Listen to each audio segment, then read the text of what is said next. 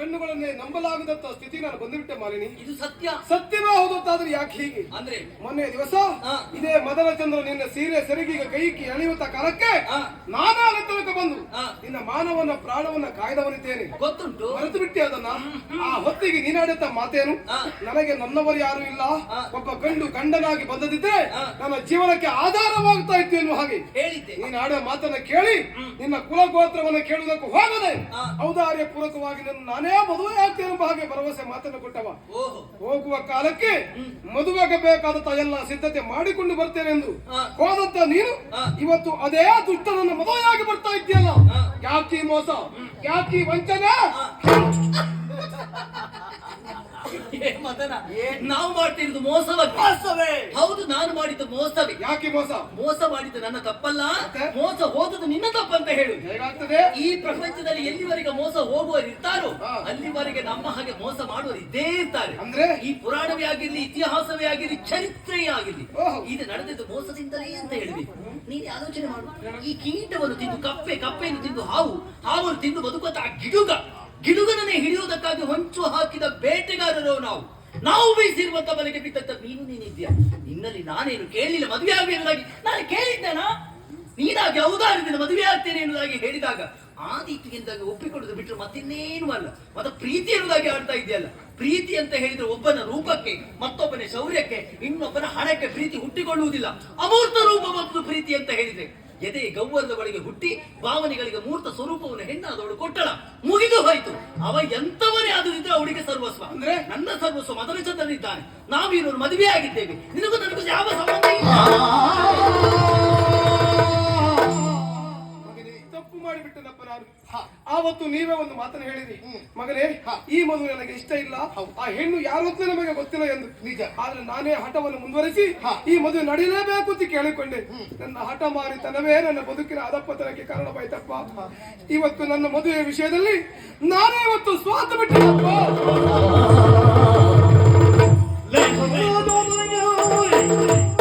ಕ್ಷಮಿಸಿ ಬಿಡಿಯಪ್ಪ. ನಾಡಿನ ದೊರೆಗಳು ನೀವು, ನಿಮ್ಮ ಹಿರಿಯ ಮಗ ನಾನು. ನಿಮ್ಮ ಕೀರ್ತಿಯನ್ನ ಭಾರತಕ್ಕೆ ಕೊಂಡೊಯ್ಯಬೇಕಾದಂತ ನಾನೇ ಎಂದು ನೂರಾರು ಮಂದಿಗಳ ಮಧ್ಯದಲ್ಲಿ ನಿಮ್ಮ ಮಾನವನ್ನು ಕಳೆದು ಬಿಟ್ಟಿರಪ್ಪ. ದಯವಿಟ್ಟು ಈ ಮಗನನ್ನು ಒಮ್ಮೆ ಕ್ಷಮಿಸಿ ಬಿಡಿಯಪ್ಪ. ಇಲ್ಲ ಮಗನೇ, ಅದರ ಕುರಿತಾಗಿ ಯೋಚನೆ ಮಾಡಬೇಡ. ಈ ಪ್ರಪಂಚದಲ್ಲಿ ಪ್ರತಿಯೊಬ್ಬ ಮನುಷ್ಯನ ಬದುಕುಂದು ಹೀಗೆ ಸಾಗಬೇಕೆಂಬುದಾಗಿ ಬರೆದಂತಹ ಆ ಬ್ರಹ್ಮನನ್ನು ಅದಕ್ಕಾಗಿ ವಿಧಿ ಎಂಬುದಾಗಿ ಕರೆದಿರಬೇಕೆಂದು ದೇವರ ಸಂಕಲ್ಪವನ್ನು ಮೀರುವುದಕ್ಕೆ ಜಗತ್ತಿನಲ್ಲಿ ಯಾರಿಂದ ಸಾಧ್ಯ ಮಗನೇ? ಆದದೆಲ್ಲ ಒಂದು ಕೆಟ್ಟ ಕನಸು ಅಂತ ಭಾವಿಸಿಕೊಂಡು ಮೊದಲು ಮನಸ್ಸಿನಿಂದ ಮಾಲಿನ್ಯ ವಿಚಾರವನ್ನು ತೆಗೆದುಬಿಡು ಮಗನೇ. ಅವಳಿಗಿಂತಲೂ ಸಹ ಹೆಚ್ಚಿನ ರೂಪ ಇರುವಂತಹ ಹೆಣ್ಣನ್ನು ನಾನು ತಂದು. ಬೇಡಪ್ಪ, ಬೇಡ. ಒಮ್ಮೆ ನನ್ನ ದುಡುಕಿನ ನಿರ್ಧಾರದ ಈ ಮದುವೆಯಲ್ಲಿ ನನ್ನ ಬದುಕಿನ ಭವಿಷ್ಯವೇ ಜಾರಿ ಹೋಗುತ್ತಾ ಇದೆ. ಮತ್ತೆ ಮತ್ತೆ ನರಕ ಸದೃಶವಾದ ಬದುಕನ್ನ ಕಾಣುವುದಕ್ಕೆ ನಿಮ್ಮ ಮಗನಿಗೆ ಇಷ್ಟ ಇಲ್ಲಪ್ಪ. ಈ ನೋವು, ಈ ಅವಮಾನ ಇದನ್ನೆಲ್ಲ ಸಹಿಸಿಕೊಳ್ಳುವುದೇ ನನಗೆ ಬಹಳ ಕಷ್ಟವಾಗುತ್ತಾ ಇದೆ. ಇದನ್ನ ಮರೆಯಬೇಕು ಅಂತಾದ್ರೆ ಕೆಲವು ಕಾಲಗಳ ತನಕ ನನಗೆ ಅವಕಾಶ ಬೇಕು. ಸ್ವಲ್ಪ ದಿವಸ ನನ್ನಷ್ಟಕ್ಕೆ ನನ್ನನ್ನು ಬಿಟ್ಟುಬಿಡಿಯಪ್ಪ, ಬಿಟ್ಟುಬಿಡಿ. ಆತನ ಸ್ವಪ್ನದಳು ಚದುರೆ ಮಾಲಿನಿ ಅಡಕವಾದಳು.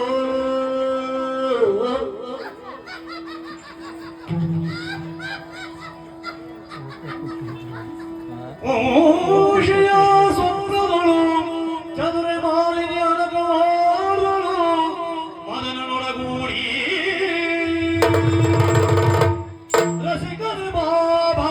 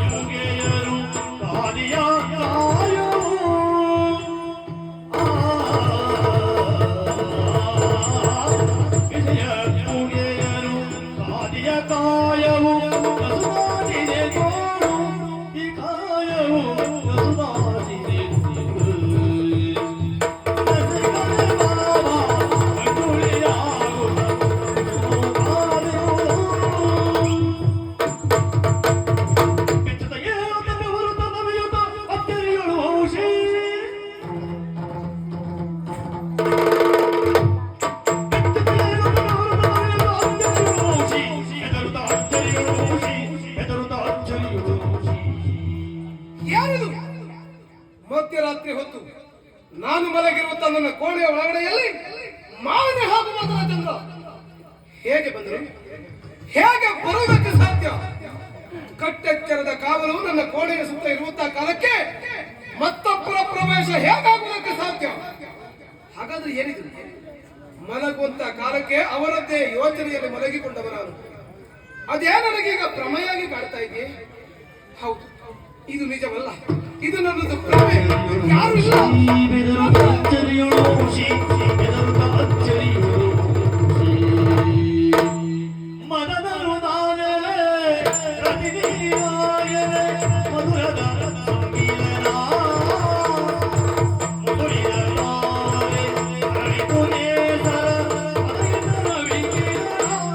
ನೀ ಸೋತೆ, ನಾನ್ ಗೆದ್ದೆ.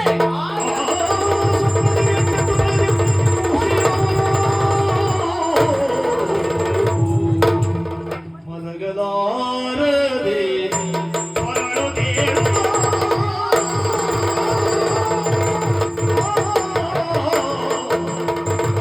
ಮಲಗಲಾರದೆ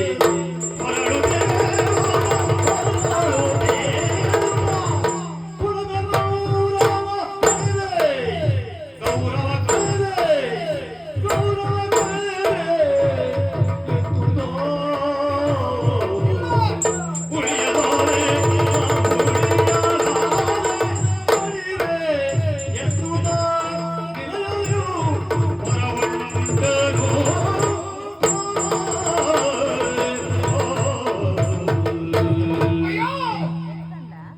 ಏನಾಗುತ್ತಾ ಇದೆ ನನ್ನ ಜೀವನದಲ್ಲಿ? ಏನು ನಡೆಯುತ್ತಾ ಇದೆ ನನ್ನ ಬದುಕಿನಲ್ಲಿ? ನನಗೊಂದು ಅರ್ಥವಾಗುತ್ತಾ ಇಲ್ವಲ್ಲ. ಹಾಯಾಗಿ ನನ್ನ ಪಲ್ಲಂಗದಲ್ಲಿ ಮಲಗಿದಂತ ಕಾಲಕ್ಕೆ ಮತ್ತೆ ರಾತ್ರಿ ಹೊತ್ತು ವಿಚಿತ್ರವಾದಂತ ಕನಸನ್ನು ಕಂಡೆ. ಆ ಕನಸಿನಲ್ಲಿ ಕಂಡಂತ ಸನ್ನಿವೇಶ ನನಗೆ ಮೋಸ ಮಾಡಿದಂತಹ ಮಾಲಿನಿ ಹಾಗೂ ಮೊದಲ ಚಂದ್ರ ನನ್ನ ಬಳಿಗೆ ಬಂದು, ವಂಶಿ ನೀನು ಸೋತೆ, ನಾ ಗೆದ್ದೆ ಎಂಬ ಹಾಗೆ ನನ್ನನ್ನು ಪಚಾರಿಸುತ್ತಾ ಇದ್ರಲ್ಲ. ಎಲ್ಲಿ ನಾ ಸೋತೆ? ಹೇಗೆ ನಾ ಸೋತೆ? ಯಾಕೆ ನಾ ಸೋತೆ? ಕಷ್ಟ ಎಂದವರಿಗೆ ಸಹಾಯವನ್ನು ಮಾಡಿದ್ದು ವಂಶಿಯದ್ದು ತಪ್ಪೆ. ನೊಂದವರ ಕಣ್ಣೀರನ್ನು ಒರೆಸಿದ್ದು ವಂಶಿಯದ್ದು ತಪ್ಪೆ. ಅಸಹಾಯಕರ ಬದುಕಿಗೊಂದು ಆಧಾರವಾಗಿ ನಿಂತದ್ದು ವಂಶಿಯದ್ದು ತಪ್ಪೆ, ತಪ್ಪೆ, ತಪ್ಪೆ. ನಾ ಮಾಡಿದಂತಹ ತಪ್ಪು ಅದೇ ಅಲ್ವೇ? ಮೊನ್ನೆಯ ದಿವಸ ಮಾಲಿನ್ಯ ಮಾನಹರಣವಾಗುವಂತ ಕಾಲಕ್ಕೆ ಮೊದಲ ಚಂದ್ರನಿಗೆ ನಾವು ಅದು ಮಾಡಿದ್ದು ಮೊದಲ ತಪ್ಪು. ಅವಳನ್ನ ಮನೆ ತನಕ ಮುಟ್ಟಿಸಿ ಬಂದದ್ದು ಮತ್ತೊಂದು ತಪ್ಪು. ಅವಳು ಯಾರೆಂದು ನನಗೆ ಗೊತ್ತಿಲ್ಲದೆ ಅವಳನ್ನು ಮದುವೆಯಾಗುತ್ತೇನೆ ಎಂಬ ಹಾಗೆ ಭರವಸೆ ಮಾತನ್ನು ಕೊಟ್ಟನಲ್ಲ, ಅದು ಮಾಡಿದ್ದು ಆ ಎಲ್ಲ ತಪ್ಪಿಗೆ ಇವತ್ತು ವಂಶಿ ಅನುಭವಿಸುತ್ತಾ ಇದ್ದಂತ ಶಿಕ್ಷೆ ನರಕ ಯಾತನೆ. ಬೇಕೆ ನನಗಿದಲ್ಲ, ಬೇಕೆ ನನಗಿದಲ್ಲ. ಈ ಪ್ರಪಂಚದಲ್ಲಿ ಹೆಣ್ಣಾದವಳು ಮನೆಗೆ ಬೆಳಗುವಂತ ಮಹಾಲಕ್ಷ್ಮಿ ಆಗ್ತಾಳೆ ಎಂದು ನಾವೆಲ್ಲ ಭಾವಿಸಿಕೊಂಡದ್ದು. ಆದರೆ ಅದೇ ಹೆಣ್ಣು ನನ್ನ ಮನಸ್ಸಿಗೆ ಬೆಂಕಿಯ ಬಿಟ್ಟಳಲ್ಲ. ಹಾಗಾದ್ರೆ ಯಾರನ್ನು ನಂಬಬೇಕು ಈ ಪ್ರಪಂಚದಲ್ಲಿ? ನಾವು ಯಾರ ಮೇಲೆ ವಿಶ್ವಾಸ ಇರಿಸಬೇಕು? ಹಾಗಾದ್ರೆ ನನ್ನ ಬದುಕು ಹೀಗಾಗುವುದಕ್ಕೆ ಕಾರಣ ಮಾಲಿನಿ ಎಂಬಂತ ಮಹಾಮಾರಿ ನನ್ನ ಮೈ ಮನಸ್ಸನ್ನು ಸೇರಿ ನನ್ನ ಭಾವನೆಗಳನ್ನೆಲ್ಲ ಹೇರಿ ನನ್ನ ಬದುಕಿಗೆ ಬೆಂಕಿಯ ಕೊಳ್ಳಿಯನ್ನು ಬಿಟ್ಟಳು. ಇದನ್ನು ಕಂಡಂತ ನನ್ನ ತಂದೆಯವರು ಕಣ್ಣೀರು ಸುರಿಸುತ್ತಾ ಇದ್ದಾರೆ. ನಾ ಮಾಡಿದಂತ ತಪ್ಪಿನಿಂದಲಾಗಿ ನಮ್ಮ ಮನೆತನದ ಮಾನವರಿಯಾದರೆ ಮತ್ತು ನನ್ನ ವ್ಯಕ್ತಿತ್ವವನ್ನು ನಾನೇ ಕೈಯಾರೆ ಸುಟ್ಟುಕೊಂಡೆ. ಹೀಗಿರುತ್ತಾ ಯಾವ ಸಂತೋಷಕ್ಕೆ ಬೇಕಾಗಿ ನಾನು ಬದುಕನ್ನು ಸಾಗಿಸಿದೆ, ಯಾವ ಪುರುಷಾರ್ಥಕ್ಕೆ ಬೇಕಾಗಿ ನಾನು ಜೀವನವನ್ನು ಸಾಗಿಸಿದೆ, ಇಂಥ ಅವಮಾನದ ಬದುಕನ್ನ ಕಾಣುವುದಕ್ಕಿಂತ ನನಗಿರುವಂತಹ ದಾರಿ ಅಪ್ಪ, ನಿಮ್ಮ ಮಗ ವಂಶೀಯ ಬದುಕು ಇವತ್ತಿಗೆ ಮುಗಿದು ಹೋಯ್ತಪ್ಪ. ಯಾವ ಹಿರಿಯ ಮಗನ ಕುರಿತಾಗಿ ಅತೀವವಾದ ಭರವಸೆಗಳನ್ನು ಇರಿಸಿಕೊಂಡಿದ್ದೀರೋ ಆ ನಿಮ್ಮ ಭರವಸೆ ಇವತ್ತಿಗೆ ನನ್ನ ಭಾವನೆಗಳೇ ಬರಿದಾಗಿ ಹೋಯ್ತಪ್ಪ. ನನ್ನ ಹೃದಯವೇ ಒಡೆದು ಚೂರಾಯ್ತಪ್ಪ.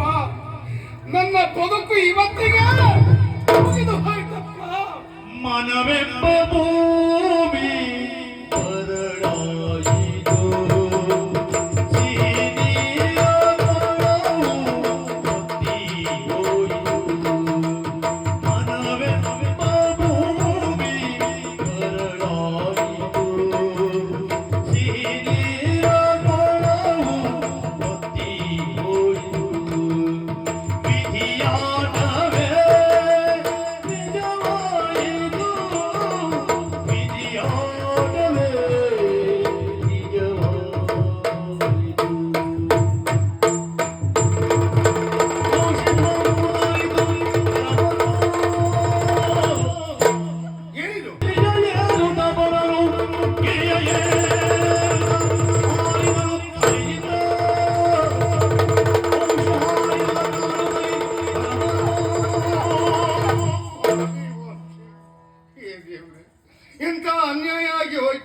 ನನ್ನ ಕಣ್ಣೆದುರಿನಲ್ಲೇ ಬೆಟ್ಟವನ್ನು ಏರಿದ ವಂಶಿ ಕೆಳಗೆ ಹಾರಿದ